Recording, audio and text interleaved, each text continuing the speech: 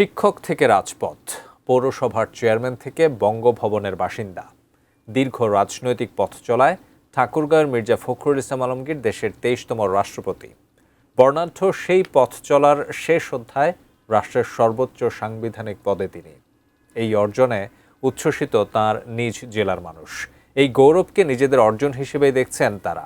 বিস্তারিত জানাচ্ছেন ঠাকুরগাঁও প্রতিনিধি MS সামাদ। ফলাফল ঘোষণার সাথে সাথেই আনন্দ উল্লাসে মেতে ওঠেন পুরো ঠাকুরগাঁও জেলার মানুষ।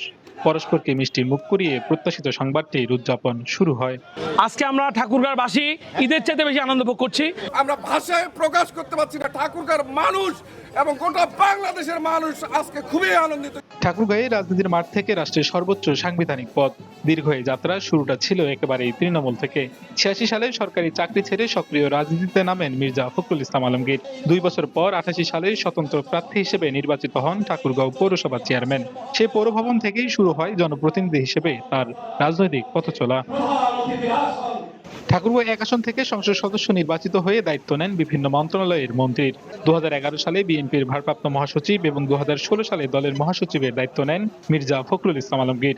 দীর্ঘ ১ দশকেরও বেশি সময় ধরে গণতন্ত্রের জন্য রাজপথের আন্দোলন সংগ্রামে ছিলেন অগ্রনায়ক।